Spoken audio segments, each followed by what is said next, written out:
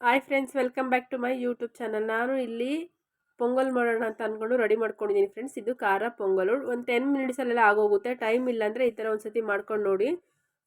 ಮೆಣಸಿನ್ಕಾಯಿ, ಜೀರಿಗೆ, ಬೆಳ್ಳುಳ್ಳಿ, ಮೆಣಸು, ಇಷ್ಟು ಶುಂಠಿ ಇಷ್ಟು ಹಾಕ್ಕೊಂಡು ಪೇಸ್ಟ್ ಮಾಡ್ಕೋಬೇಕು ಫ್ರೆಂಡ್ಸ್. ಮಿಕ್ಸಿಲಿ ರುಬ್ಕೊಬನ್ನಿ. ಸ್ವಲ್ಪ ನೀರು ಆ್ಯಡ್ ಮಾಡಿಕೊಂಡು ಇನ್ನೊಂದು ಕುಕ್ಕರ್ಗೆ ಒಂದು ಲೋಟ ರುಬ್ಬಿದ್ದಾಯ್ತು ಫ್ರೆಂಡ್ಸ್. ಇದು ಕುಕ್ಕರ್ಗೆ 1 ಲೋಟ ಹೆಸರುಬೇಳೆ ಹಾಕಿದ್ದೀನಿ. 1.5 ಲೋಟದಷ್ಟು ಅಕ್ಕಿ ಹಾಕಿದ್ದೀನಿ. ನಿಮ್ಮ ಮನೇಲಿ ಎಷ್ಟು ಜನ ಇದ್ದಾರೋ ಅಷ್ಟು ನೀವು ನೋಡ್ಕೊಂಡು ಮಾಡ್ಕೋಬೇಕಾಗುತ್ತೆ ಫ್ರೆಂಡ್ಸ್. ಈಗ ಒಗ್ಗರಣೆ ಎಲ್ಲ ಹಾಕಿ ರೆಡಿ ಇಟ್ಕೊಂಡಿದ್ದೀನಿ. ಅದಾದಮೇಲೆ ತುಪ್ಪ ಹಾಕಿ ಒಗ್ಗರಣೆ ಎಲ್ಲ ಆಯಿತು ಫ್ರೆಂಡ್ಸ್. ತೆಂಗಿನಕಾಯಿ ಚಟ್ನಿ ಮಾಡ್ಕೊಂಡಿದ್ದೆ. ಒಂದು ಸರ್ತಿ ಈ ಥರ ಮಾಡ್ಕೊಂಡು ನೋಡಿ ಫ್ರೆಂಡ್ಸ್. ತುಂಬ ಈಸಿಯಾಗಿರುತ್ತೆ, ಬೇಗನೂ ಆಗುತ್ತೆ. ಏನಾದರೂ ಜಾಸ್ತಿ ಕೆಲಸ ಇದ್ದಾಗ ಈ ಥರ ಮಾಡಿಕೊಂಡ್ರೆ ಮುಗೀತು. ಇದಕ್ಕೆ ಹಸಿಮೆಣ್ಸಿಕಾಯಿ, 1-2 ಹಸಿಮೆಣ್ಸಿಕಾಯಿ ಮತ್ತು ಈರುಳ್ಳಿ ಹಾಕಿ ಒಗ್ಗರಣೆ ಹಾಕಿದ್ರೆ ಮುಗೀತು ಫ್ರೆಂಡ್ಸ್. ಇದಾದಮೇಲೆ ಪೂಜೆ ಎಲ್ಲ ಮಾಡ್ಕೊಂಡಿದ್ದೀನಿ. ಇದು ಬುಧವಾರ ದಿವಸ ಫ್ರೆಂಡ್ಸ್, ಹಬ್ಬ ಇತ್ತಲ್ವ, ಹಂಗಾಗಿ ಪೂಜೆ ಎಲ್ಲ ಮುಗಿಸ್ಕೊಂಡು ಪೂಜೆ ಎಲ್ಲ ಆಯಿತು ಫ್ರೆಂಡ್ಸ್. ನೀಟಾಗಿ ಪೂಜೆ ಎಲ್ಲ ಮಾಡಿಕೊಂಡೆ. ಇದು ನಮ್ಮ ಮನೆ ದೇವರು, ಬಸವಣ್ಣ ದೇವರು. ಇದು ಹರಿಹರದ ಹತ್ರ ಇದೆ, ಹರಪನಹಳ್ಳಿ ಹತ್ರ. ಇಲ್ಲಿ ರಂಗೋಲಿ ಎಲ್ಲ ಹಾಕಿದ್ದೀನಿ. ನಮ್ಮ ಪಾಪ ಅವರಲ್ಲೇ ಮತ್ತೆ ಒಂದು 5ರಿಂದ 10 ನಿಮಿಷ ಇದ್ದರೆ ಹೆಚ್ಚು ಫ್ರೆಂಡ್ಸ್. ರಂಗೋಲಿ ಎಲ್ಲ ಕೆಡಿಸ್ಬಿಡ್ತಾನೆ. ಅದಾದಮೇಲೆ ನನ್ನ ತಂಗಿ ರಂಗೋಲಿ ಹಾಕಿದ್ಲು ಊರಲ್ಲಿ. ಅವಳು ನನಗೊಂದು 2 ವೀಡಿಯೋ ಕಳಿಸಿದ್ಲು. ಎಷ್ಟು ಚೆನ್ನಾಗಿ ಹಾಕಿದ್ದಾಳೆ ನೋಡಿ ಫ್ರೆಂಡ್ಸ್. ಇದು ನೈಟೆಲ್ಲ ರಂಗೋಲಿ ಹಾಕಿ ನೈಟಲ್ಲೇ ಹಬ್ಬಕ್ಕೆ ಎಲ್ಲ ಅಡುಗೆ ಎಲ್ಲ ನೈಟಲ್ಲೇ ಮಾಡ್ಕೊಳ್ತಾರೆ ಫ್ರೆಂಡ್ಸ್. ಜಾಗರಣೆ ಇರುತ್ತಲ್ಲ, ಹಂಗಾಗಿ ನೈಟ್ ಹೊತ್ತೆ ಕಿಲ್ಸ ಅಂತ ಮಾಡ್ತಾರೆ. ರಾಗಿ ಕಿಲ್ಸ ಬೆಂಗಳೂರಲ್ಲೆಲ್ಲ ಹಲ್ವಾ ಅಂತಂತಾರೆ. ಆ ಕಿಲ್ಸ ಎಲ್ಲ ಮಾಡಿ ರೆಡಿ ಮಾಡ್ಕೊಂಡಿದ್ದಾರೆ ಫ್ರೆಂಡ್ಸ್. ಆಮೇಲೆ ನೆಕ್ಸ್ಟ್ ಡೇ ಮಾರ್ನಿಂಗ್ ನಾನು ತರಕಾರಿ ಎಲ್ಲ ತೊಗೊಂಬಂದಿದ್ದೀನಿ. ಹಸಿಮೆಣ್ಸಿಕಾಯಿ, ಟೊಮೊಟೊ, ಈರುಳ್ಳಿ ಎಲ್ಲ ಥರದ ತರಕಾರಿ ತೊಗೊಂಬಂದಿದ್ದೆ. ಎಲ್ಲ ಜೊತೆ ಕ್ಲೀನ್ ಮಾಡಿ ಇಟ್ಕೊತಿದ್ದೀನಿ. ಶುಂಠಿ ಬೆಳ್ಳುಳ್ಳಿ ಪೇಸ್ಟ್ ಮಾಡ್ಕೋಬೇಕಾಗಿತ್ತು ಫ್ರೆಂಡ್ಸ್. ಹಂಗಾಗಿ ಒಂದು 1/4 kg ಅಷ್ಟು ಬೆಳ್ಳುಳ್ಳಿ ತೊಗೊಂಡಿದ್ದೀನಿ. ಸ್ವಲ್ಪ ಶುಂಠಿನೂ ತೊಗೊಂಡಿದ್ದೀನಿ. ಬೆಳ್ಳುಳ್ಳಿನ ಫಸ್ಟ್ ಈ ಥರ ಎಲ್ಲ ಎಳೆ ಬಿಡಿಸ್ಕೊಂಡು ಈ ಥರ ಅದರಲ್ಲಿರೋ ಡೆಸ್ಟ್ ಎಲ್ಲ ತಗೋಬೇಕು ಫ್ರೆಂಡ್ಸ್. ಡೆಸ್ಟ್ ಅಂದರೆ ಅದ್ರ ಸಿಪ್ಪೆ ಬರುತ್ತಲ್ಲ ಫ್ರೆಂಡ್ಸ್, ಅದನ್ನು ನೀಟಾಗಿ ತಗೊಂಡ್ರೆ ಮುಗೀತು. ಇನ್ನೇನು ಬಿಡಿಸ್ಕೊಂಡು ಕುತ್ಕೊಳಕ್ಕೆಲ್ಲ ಆಗಲ್ಲ ಶುಂಠಿ ಬೆಳ್ಳುಳ್ಳಿ ಪೇಸ್ಟ್ ಮಾಡಬೇಕಂದ್ರೆ. ಒಂದೊಂದೇ ಬಿಡಿಸ್ಕೊಂಡು ಕೂತ್ಕೊಂಡ್ರೆ ಕೈ ಸ್ವಲ್ಪ ನಂಗೆ ಆ ಸಿಪ್ಪೆ ಬಿಡಿಸ್ತಾ ಇದ್ರೆ ಕೈಯೆಲ್ಲ ಉರಿ ಬರುತ್ತೆ ಫ್ರೆಂಡ್ಸ್. ಆಮೇಲೆ ಅಮ್ಮ ಊರಿಂದ ಶುಂಠಿ ಕೊಟ್ಟು ಕಳಿಸಿದ್ರು. ಆಮೇಲೆ ಸ್ವಲ್ಪ ಶುಂಠಿನೂ ಅದಕ್ಕೆ ಹಾಕ್ಕೊಳ್ತಿದ್ದೀನಿ. ಶುಂಠಿ ಬೆಳ್ಳುಳ್ಳಿ ಪೇಸ್ಟ್ ಅಲ್ವಾ, ಅದಕ್ಕೆ ಶುಂಠಿ ಹಾಕ್ಕೊಳ್ತಾ ಇದ್ದೀನಿ. ಶುಂಠಿ ರೇಟ್ ಬಂದ್ಬಿಟ್ಟು 380 ರೂಪಾಯಿ kg ಇದೆ. ಹಂಗಾಗಿ ನಮ್ಮ ಮನೇಲಿ ನಮ್ಮ ಅಮ್ಮನೇ ಕೊಟ್ಟು ಕಳಿಸಿತ್ತು ಊರಿಂದ. ನಾನು ಬೆಳ್ಳುಳ್ಳಿ ಅವ್ರು ಮಾರಕ್ಕೆ ಬಂದಿದ್ರಲ್ಲ, ಅವ್ರ ಹತ್ರ ಒಂದು ಸತಿ ಕೇಳಿಕೊಂಡೆ ಎಷ್ಟು ಅಂಕಲ್ ರೇಟು ಅಂತ. 1 kgನೇ 380 ರೂಪಾಯಿ ಅಂತಂದರು. ನನ್ನ ಹತ್ರ ಎಷ್ಟೊಂದು ಶುಂಠಿ ಇತ್ತು. ನಾನು ನಮ್ಮ ಫ್ರೆಂಡ್ಸ್ ಊರಿಂದ ತೊಗೊಬಂದ ನನ್ನ ಫ್ರೆಂಡ್ಸ್ಗೆ, ಅಕ್ಕಪಕ್ಕದಲ್ಲಿರೋರಿಗೆ ಸ್ವಲ್ಪ ಕೊಟ್ಟಿದ್ದೆ. ನನಗೆ ಯಾವತ್ತು ರೇಟೇ ಗೊತ್ತಿರಲಿಲ್ಲ ಎಷ್ಟು ಅಂತ. ಇವಾಗ 380 ರೂಪಾಯಿ kg ಆಗಿದೆ. ಈಗ ಅದು ಸಿಪ್ಪೆ ಸಹಿತ ಬಿಡಿಸ್ಕೊತಾ ಇದ್ದೀನಿ. ನೀಟಾಗಿ ಶುಂಠಿ ವಾಶ್ ಮಾಡ್ಕೋಬೇಕು ಫ್ರೆಂಡ್ಸ್. ಶುಂಠಿಯಲ್ಲಿ ತುಂಬ ಮಣ್ಣಿರುತ್ತೆ, ಹಂಗಾಗಿ ನೀಟಾಗಿ ವಾಶ್ ಮಾಡ್ಕೊಂಡು ಇಟ್ಕೊಂಡ್ರೆ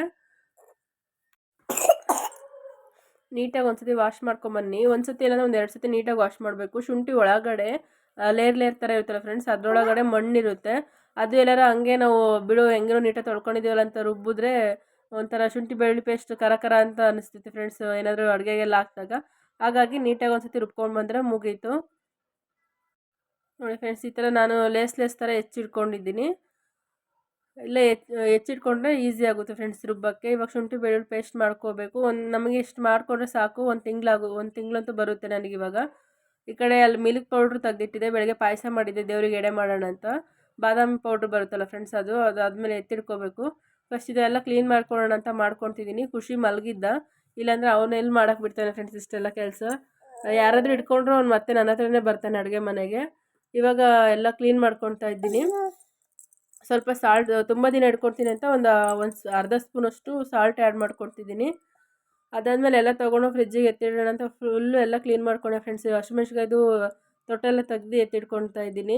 ಎಮರ್ಜೆನ್ಸಿಗೆ ಅಂದರೆ ನನಗೆ ಖುಷಿ ಇಟ್ಕೊಂಡು ಕೆಲಸ ಮಾಡೋಕ್ಕಾಗಲ್ಲ, ಹಂಗಾಗಿ ಎಲ್ಲ ಕ್ಲೀನ್ ಮಾಡಿ ಫ್ರಿಜ್ಜಲ್ಲಿ ಇಟ್ಕೊಳ್ತಾ ಇದ್ದೀನಿ. ನನಗೆ ಇದು ನೆಕ್ಸ್ಟು 1 ವಾರದ ತನಕನೂ ಹೆಂಗೋ ಮೇಂಟೈನ್ ಮಾಡ್ಕೊತೀನಿ. ಆಗುತ್ತೆ ಫ್ರೆಂಡ್ಸ್ 1 ವಾರಕ್ಕೆ ಖಂಡಿತ. ಅದಾದಮೇಲೆ ಫ್ರಿಜ್ಜು ಆಫ್ ಮಾಡಿಟ್ಟಿದ್ದೆ. ಫ್ರಿಜ್ ಏನಕ್ಕೆ ಆಫ್ ಮಾಡಿ ಇಡ್ತೀನಿ ಅಂದರೆ, ನಮ್ಮ ಖುಷಿ ಹಗ್ಲಗ್ಲ ಹೋಗ್ಬಿಟ್ಟು ಅಲ್ಲಿ ಫ್ರಿಜ್ ಹಿಂದೆ ಸ್ವಲ್ಪ ಗ್ಯಾಪ್ ಕೊಟ್ಟಿರ್ತೀವಲ್ಲ, ಅಲ್ಲೋಗಿ ನಿಂತ್ಕೊತಾನೆ ಫ್ರೆಂಡ್ಸ್ ಅವನು. ಆ ಥರ ಮಾಡ್ತಾನೆ, ಹಂಗಾಗಿ ಫ್ರಿಜ್ ಆಫ್ ಮಾಡಿಟ್ಟಿದ್ದೆ. ಆಮೇಲೆ ಹೋಗಿ ಆನ್ ಮಾಡಿಕೊಂಡೆ. ಇವಾಗ ಪಾತ್ರೆ ಎಲ್ಲ ವಾಶ್ ಮಾಡೋದಿತ್ತು. ಅದು ಎಲ್ಲ ತರಕಾರಿ ಎಲ್ಲ ಕೆಲಸ ಮುಗಿಸ್ಕೊಂಡೆ. ಪಾತ್ರೆ ವಾಶ್ ಮಾಡೋದಿತ್ತು, ಪಾತ್ರೆ ಸಹಿತ ವಾಶ್ ಮಾಡ್ಕೊತಿದ್ದೀನಿ. ಸಂಜೆ ದೀಪ ಹಚ್ಬೇಕಾಗಿತ್ತು, ಹಂಗಾಗಿ ಪಾತ್ರೆ ಮತ್ತು ಕಸ ಎಲ್ಲ ಗುಡಿಸ್ಕೋಬೇಕು. ಅಲ್ಲಿ ಮಲ್ಕೊಂಡಿದ್ದಾನೆ ಪಾಪು. ಮಲಗಿದಾಗ ಒಬ್ಬನೇ ಮಲಗಿಸ್ತಾರೆ. ನಾನು ಅಲ್ಲಿ ಇಡ್ಗುಲು ಏನಾದರೂ ಇಟ್ಬಿಟ್ಟು ಬರ್ತೀನಿ. ಪೊರ್ಕೆ ಈ ಥರ ಇಟ್ಬಿಟ್ಟು ಬರಬೇಕು. ಒಬ್ಬರೇ ಮಲಗಿಸಿದಾಗ ನಮ್ಮಮ್ಮ ಆ ಥರ ಹೇಳ್ಕೊಟ್ಟಿದ್ರು. ಹಂಗಾಗಿ ನಾನು ಅಲ್ಲಿ ಪೊರ್ಕೆ ಏನಾದರೂ ಇಟ್ಬಿಟ್ಟು ಬಂದು ಇಲ್ಲಿ ಅನ್ನ ಎಲ್ಲ ಸ್ವಲ್ಪ ಮಿಕ್ಕಿತ್ತಲ್ವ ಫ್ರೆಂಡ್ಸ್, ಅದನ್ನು ಬೌಲಿಗೆ ಸರ್ವ್ ಮಾಡ್ಕೊತಿದ್ದೀನಿ. ಎಲ್ಲ ವಾಶ್ ಮಾಡ್ಕೊಳ್ಳೋಣ ಅಂತ. ಎಲ್ಲ ವಾಶ್ ಮಾಡಿಕೊಂಡು ಕಬೋರ್ಡ್ಸ್ ಎಲ್ಲ ತುಂಬ ಗಲೀಜಾಗಿತ್ತು. ಕಬೋರ್ಡ್ಸ್ ಹತ್ರ ಕ್ಲೀನ್ ಮಾಡ್ಕೋಬೇಕಾಯ್ತು. ಫಸ್ಟ್ ಪಾತ್ರೆ ಎಲ್ಲ ವಾಶ್ ಮಾಡ್ಕೊಳ್ಳೋಣ ಅಂತ ಮಾಡ್ಕೊಳ್ತಾ ಇದ್ದೀನಿ ನಾನು. ಕಬೋರ್ಡ್ ಏನಕ್ಕೆ ಗಲೀಜಾಗುತ್ತೆ ಅಂದರೆ ನಮ್ಮ ಖುಷಿ ಅದು ಇದು ತಿಂದ್ಬಿಟ್ಟು ಕಬೋರ್ಡ್ ಅದು ಇದು ಚಾಕ್ಲೇಟ್ಸು ಏನಾದ್ರು ಬಿಸ್ಕೆಟ್ ಎಲ್ಲ ತಿಂದಿರ್ತಾನಲ್ಲ, ಅದು ಕಬೋರ್ಡ್ ಈಸಿಯಾಗಿ ಸಿಗುತ್ತೆ ಅವನಿಗೆ. ಹಂಗಾಗಿ ಅದು ಕಬೋರ್ಡ್ ಮೇಲೆ ಹತ್ತುತ್ತಾನೆ. ಹಂಗಾಗಿ ನೀಟಾಗಿ ಒಂದ್ಸತಿ ನೀಟಾಗಿ ಕ್ಲೀನ್ ಮಾಡ್ಕೊತಾ ಇದ್ದೀನಿ. ಈ ಥರ ಒಂದು ಸ್ವಲ್ಪ ತಾವದ ಬಟ್ಟೆ ತೊಗೊಂಡು ನೀಟಾಗಿ ಒರೆಸ್ಕೊಂಡ್ರೆ ಚೆನ್ನಾಗಿ ಕಾಣಿಸುತ್ತೆ ಫ್ರೆಂಡ್ಸ್. ನೀಟಾಗೂ ಇರುತ್ತೆ. ಇದೇ ನಮ್ಮದು ಡೋರ್ ಆಪೋಸಿಟೇ ಅಡುಗೆ ಮನೆ ಇರೋದ್ರಿಂದ ಡೈರೆಕ್ಟಾಗಿ ಬಂದವರಿಗೆ ಕಬೋರ್ಡ್ಸ್ ಎಲ್ಲ ಕಾಣಿಸುತ್ತೆ. ಏನಪ್ಪ ಇಷ್ಟೊಂದು ಗಲೀಜಾಗಿ ಇಟ್ಕೊಂಡಿದ್ದಾರೆ ಅಂತ ವಾರಕ್ಕೆ ಒಂದ್ಸತಿನಾರ ಕ್ಲೀನ್ ಮಾಡ್ಕೊತೀನಿ ನಾನು. ಕೈಯಲ್ಲಿ ಏನೇ ಕೊಟ್ಟಿದ್ರು ತಗೊಂಡೋಗಿ ಕಬೋರ್ಡಿಗೆ ಉಜ್ಜುತ್ತಾ ಇರ್ತಾನೆ ಇವನು. ಒಟ್ಟು ಅಡುಗೆ ಮನೇಲಿ ಗಲೀಜು ಮಾಡೋ ಕಬೋರ್ಡ್ಗಳೆಲ್ಲ ಗಲೀಜು ಮಾಡೋದಂದರೆ ನಮ್ಗೆ ಖುಷಿನೇ ಫ್ರೆಂಡ್ಸ್. ಅದೆಲ್ಲ ಆಯಿತು. ಈ ಕಡೆ ಮ್ಯಾಟೆಲ್ಲ ಕೌಡ್ಕೊತಿದ್ದೀನಿ, ಕಸ ಎಲ್ಲ ಗುಡಿಸ್ಕೊಳ್ಳೋಣ ಅಂತ. ಪಾತ್ರೆ ಸತ ತೊಳ್ಕೊಬೇಕಾಗಿತ್ತಲ್ಲ, ಹಂಗಾಗಿ ಫಸ್ಟ್ ಪಾತ್ರೆ ಎಲ್ಲ ವಾಶ್ ಮಾಡಿ ಇಟ್ಕೊಂಡು ಇವಾಗ ಕಸ ಎಲ್ಲ ಗುಡಿಸ್ಕೊತಾ ಇದ್ದೀನಿ ಫ್ರೆಂಡ್ಸ್. ಅಲ್ಲಿರೋ ಮ್ಯಾಟ್ ಎಲ್ಲ ಎತ್ತಾಕ್ತಾ ಇದ್ದೀನಿ. ಅವ್ನು ಮಲಗೇ ಇದ್ದಾನೆ, ಇನ್ನೂ ಸ್ವಲ್ಪ ಹೊತ್ತು ಮಲ್ಕೊಳ್ತಾನೆ ಅಂತ ಅಂದ್ಬಿಟ್ಟು ನಾನೆಲ್ಲ ಕಸ ಗಿಸ ಎಲ್ಲ ಗುಡಿಸ್ತಾ ಇದ್ದೀನಿ. ಪಾತ್ರೆ ಎಲ್ಲ ವಾಶ್ ಆಯಿತು ಫ್ರೆಂಡ್ಸ್. ಇವಾಗ ಕಬೋರ್ಡ್ಸ್ ಎಲ್ಲ ಕ್ಲೀನಾಗಿ ಪಾತ್ರೆ ಎಲ್ಲ ಕ್ಲೀನ್ ಮಾಡಿ ಕಸ ಎಲ್ಲ ಗುಡಿಸ್ಕೊಂಡು ಬರ್ತಾ ಇದ್ದೀನಿ.